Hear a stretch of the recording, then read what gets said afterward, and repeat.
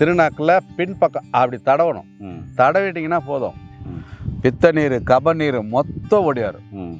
ஆரம்பத்தில் கொஞ்சம் சிரமமான, அப்புறம் பழகிடும். விட மாட்டீங்க நீங்களே. என்ன விஷயம்னா, ஒரு முறை எடுத்தீங்கன்னா அன்றைக்கி ஃபுல்லாக பார்த்தீங்கன்னா ஏதோ காற்றுல போகிற மாதிரி இருக்கும் உடம்பு. அவ்வளோ லகுவாயிடும், அவ்வளோ ஃப்ரெஷ்ஷாக இருக்கும். இதில் இன்னொரு ரகசியம் என்ன சொல்லணும்னா, இதை டெய்லி பண்ணும்போது அந்த நினைவுத்திறன், அந்த நினைவாற்றல் அவ்வளோ பெருகும். பிரபஞ்சத்தோட பேசலாம். நம்ம காஸ்மிக் ரேஸ் ஈஸியாக கிடைக்கும், பிரபஞ்சத்தோட பேச முடியும். இன்னும் நிறைய ரகசியங்களை வச்சுருக்காங்க ஐயா, நிறைய சொல்லலாம். இது நம்ம பயன்படுத்தினா நோய் நொடி இல்லாமல் ஆரோக்கியமாக 100 வருஷனால கூட ஆரோக்கியமாக வாழலாமா? அதனுடைய ரகசியத்தை இன்னைக்கு வெளிப்பட சொல்ல போகிறாரு. அது என்ன ரகசியம்? வாங்க இந்த காணொலியில் தெளிவாக பார்க்கலாம். ஐயா வணக்கம் ஐயா. வணக்கங்க ஐயா. வள்ளலார் மகன் ஐயா பயன்படுத்தின ஒரு அற்புதமான காய்கறி மூலிகையை பற்றி சொல்ல போகிறேன். அந்த மூலிகையை நான் சொல்கிறபடி அவங்க எடுத்துகிட்டு வந்தாங்க அப்படின்னா 100 வயசானாலும் நோய் நொடிகள் எதுவுமே வராது, அவங்க ஆரோக்கியமாக என்றும் இளமையாக இருப்பாங்கன்னு சொன்னீங்களே, அது என்ன மூலிகை, அது எப்படி பயன்படுத்தணும்? நம்ம இப்போ பார்த்துட்ருக்கிற வெள்ளை கரிசாலை, வெள்ளை கரிசலாங்கண்ணின்னு சொல்கிறக்கூடிய வெள்ளை கரிசாலை. இந்த வெள்ளை கரிசாலை வந்து இந்த இலையை பறித்து கற்கமாக அரைக்கணும். அம்மியில் வச்சு ஒட்ட நல்லா பேஸ்ட் மாதிரி கற்கமாக்கணும். நல்லா அரைச்சி ஒரு தேங்காய் பிரமாணம் பந்து மாதிரி உருட்டினோம்னா தேங்காய் பிரமாணம் வரணும். அந்த தேங்காய் உரிச்சா எவ்வளோ குண்டா வருதோ அது மாதிரி அந்த அளவு பந்து மாதிரி அரைச்சிட்டு ஒரு பீங்கான் பாத்திரத்தில் நடுவில் வச்சுட்டு அந்த பந்து அந்த கற்கம் முழுகிற அளவுக்கு சுத்தமான பசு நெய்யை விட்டுடணும். அந்த அந்த அந்த டச் மேலே டச் பண்ணுற அளவுக்கு விட்டால் போதும், முழுங்க தேவையில்லை. வச்சுட்டு சூரிய படம் தினந்தோறும் வந்து சூரிய படம் போடணும். சூரிய வெயிலில் வைக்கணும். வச்சுக்கிட்டே வரும்போது பார்த்தீங்கன்னா ஒரு 20லேருந்து 30 நாள் இந்த நெய்யும் அந்த கற்கமும் ஒன்றா உறவாடி அதில் இருக்கிற ஈரத்தன்மெல்லாம் போயிட்டு ஒரு ஒரு கூழ்ம நிலைக்கு வரும். ஒரு ஜெல் மாதிரி நல்ல கருன்னு ஆகிடும். இது வந்து கையில் வச்சு தேய்ச்சாலே உங்களுக்கு கருப்பாயிடும். ஆமாம், கருப்பாயிடும். பார்த்துருப்போம் நம்ம. நல்ல கருமையாக மை மாதிரி ஆகிடும். அது ரெண்டும் உறவாடணும்.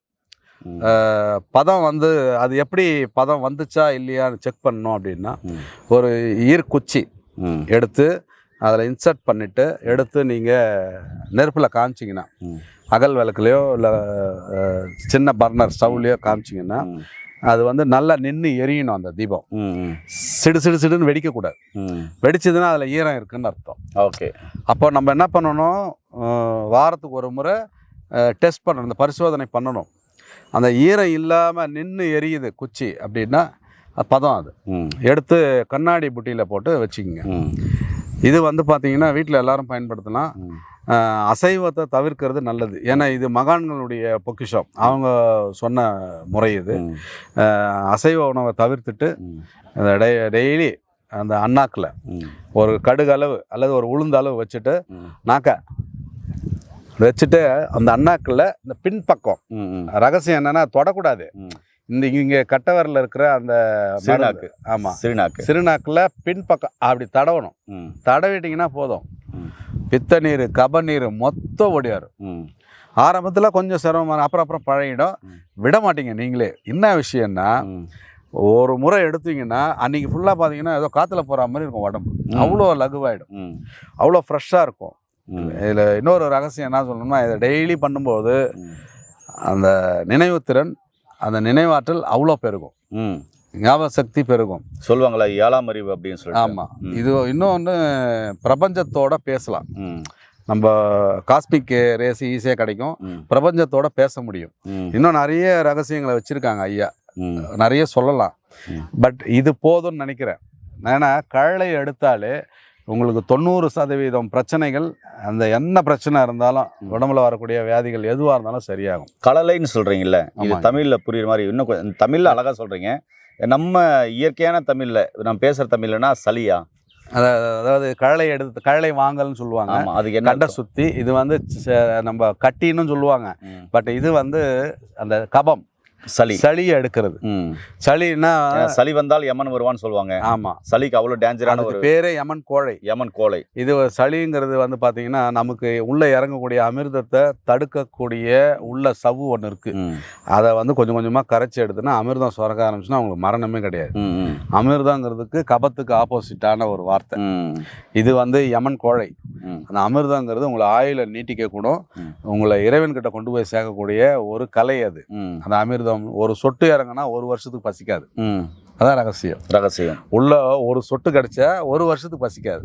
அதனால தான் அவங்கெல்லாம் வருடக்கணக்காக சாப்பிடாம இல்லாமல் அப்படியே உட்காந்துட்டு இருந்தாங்க. இந்த ரகசியத்தை ஓப்பனாக சொல்லிட்டேன். ஆனால் அசைவம் சுத்தமாக தொடக்கூடாது, சாலிட் ஃபுட் ரொம்ப எடுக்கக்கூடாது. காரம் வந்து இதை நீங்கள் ரெகுலர் பண்ணிங்கன்னா சேலஞ்ச் பண்ணுறேன், காரமே உடம்புல ஏற்றுக்காது, சாப்பிட்டாலே வாமிட் வரும். அதனால் உணவு கட்டுப்பாடு இருக்கணும்னு நினைக்கிறவங்க மட்டும்தான் இதை பயன்படுத்தணும். ஆன்மீகத்தில் ஸ்பிரிச்சுவல் லைனில் பெரிய உள்ளுக்குள்ள அகசாதனையில் பெரிய அளவுக்கு போனவங்க மட்டும் முயற்சி பண்ணுங்கள். இல்லறத்தில் இருக்கிறவங்க தயவு செஞ்சு முயற்சி பண்ணாதீங்க. ஓகே. ஏன் அப்படின்னா அப்படி பண்ணால் கூட ஒரு வாரம் 10 நாள் அவ்வளோதான். லாங் டேர்ம்லாம் யூஸ் பண்ணிங்கன்னா எந்த உணவும் ஏற்றுக்காது. அந்த ரகசியத்தையும் சொல்லிடுறேன், எந்த உணவும் ஏற்றுக்காது. ஏன்னா காரம் உள்ளே போனாலே வாமிட் வந்துடும். அதனால் உணவில் ஆர்வமாக இருக்கிறவங்க இல்லறவாசிகள் அதிகமாக அதை முயற்சி பண்ணாதீங்க. உடம்பு ஆரோக்கியமாக வச்சுக்கணும், எதுனாலும் நான் பார்த்துக்கிறேன் அப்படின்னு மனதிடம் இருக்கிறவங்க இதை முயற்சி பண்ணுங்கள். 100% நம்ம சொன்னது நடக்கும். ஆமாம். ஏனர்களே, வள்ளலார் மகன் ஐயா பயன்படுத்தின 100 வருஷம் ஆனாலும் நோய் நொடி வராமல் ஆரோக்கியமாக இருக்கிறதுக்கு மகான்கள், புத்தர்கள், சித்தர்கள் பயன்படுத்தின ஒரு அற்புதமான மருந்தை பற்றி வெளிப்படையாக சொல்லியிருக்காரு. அதுதான் வெள்ளை கரிசலாங்கண்ணி. வெள்ளை கரிசலாங்கண்ணி எப்படியெல்லாம் பயன்படுத்தினா அந்த நோய் நொடிகள் வராது, ஆரோக்கியமாக இருக்கிறதையும் வெளிப்படையாக சொல்லியிருக்காரு. கண்டிப்பாக பயன்படுத்தி பாருங்கள். இன்னொரு ஒரு சின்ன விஷயம், இதை சப்போஸ் ரெகுலராக பயன்படுத்துறீங்கன்னா அந்த அந்த அந்த இருமல் காரல்னு சொல்லுவோம் பார்த்தீங்களா, தொண்டெல்லாம் ரொம்ப கரகரப்பாயிடும். அதனால் இது முடித்த பிறகு இந்த கண்டை சுற்றி செஞ்ச பிறகு நாக்கில் ஒரு சொட்டு 2 சொட்டு தேன் தடவிக்குங்க. தேன் தடவிட்டிங்கன்னா சாஃப்ட் ஆகிடும். அந்த எரிச்சல் வாமிட்டிங் வரும். ஆமாம், தொண்டெல்லாம் ரொம்ப வலி எடுக்கும், புண்ணாயிரும். தேன் வந்து ஒரு 1/4 ஸ்பூன் கூட சாப்பிடுங்க. ஆனால் நாக்கில் படணும், உள்ள எல்லா இடத்துலையும் படணும். தேன் தடவுனீங்கன்னா சரியாயிடும். என்ன நண்பர்களே, இந்த வெள்ளை கரிசலாங்கண்ணி இந்த முறையில் பயன்படுத்தி நோய் நொடி இல்லாமல் ஆரோக்கியமாக வளங்க. மீண்டும் இன்னொரு அருமையாக சந்திக்கலாம். நன்றி, வணக்கம். வணக்கம் ஐயா.